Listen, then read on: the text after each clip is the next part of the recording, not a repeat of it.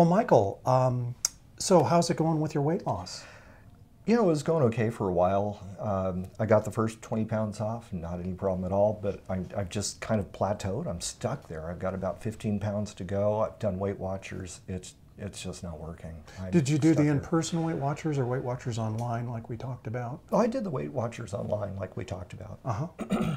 And like I said, I'm just stuck here. It's not going anywhere. You know, one thing we can offer you here is we do have a lifestyle management person, a behavioralist. We call her our behavioral health consultant. It's Jennifer Sale. And we could actually have her work with you one-to-one on some techniques for weight loss. I mean, you're doing all the medical things I'd like you to do, but often some behavioral things can be real helpful for this too.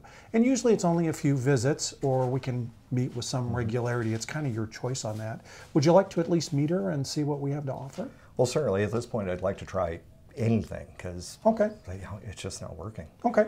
Tell you what, I'm going to give you just a little screening form to fill out. This one is just kind of a general screen for things like depression and anxiety.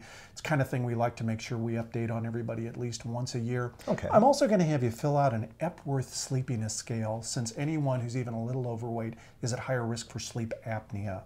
And we just want to make sure that you're really not at any risk for that, because that has a whole different kind of treatment. So I'll let you work on this, and Jennifer and I will be back in just a shake. Sounds great. Thanks. Okay, very good. I'll be right back. Who am I? There we go. Great. Well, good. Thanks for filling these out for me. Happy news on your Epworth sleepiness scale. That's perfectly normal. Doesn't look like you're at any risk for sleep apnea there, based on everything you've told me. And actually, things are looking pretty good on all your other mental health issues. No anxiety or depression, anything like that at all. So let me go ahead and just introduce you to Jennifer Sale here. Okay. Hello. Jennifer, how do you do? Nice to meet you. Well, thank you. Yeah, Jennifer is our behavioralist and works with everyone on things like weight loss. And she actually has a whole little program she can do with people. I thought I'd just let the two of you talk a little bit and see if this would be something that would be an additional help to you. Sounds great. Yeah, you already have another visit scheduled with me, and I'll plan to catch up with you at that point. But I'll leave you guys to it. Okay, we'll see you then. Okay, Take great care. stuff. Bye. Okay. Hi, Michael. How are you? Doing pretty good. Good.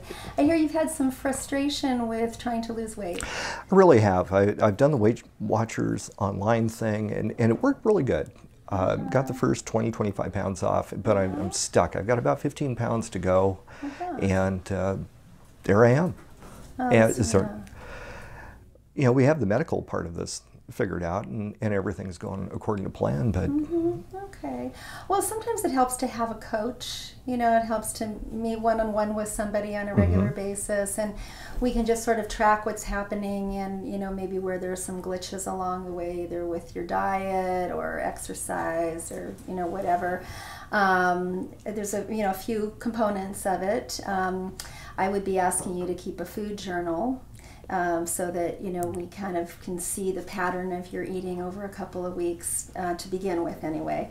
And then just some guidelines I'll be giving you about healthy eating, you know, good food choices, bad food choices, calories, different things like that. So, and then in addition, you know, we'd be looking at an exercise program. Have you been exercising on the Weight Watchers?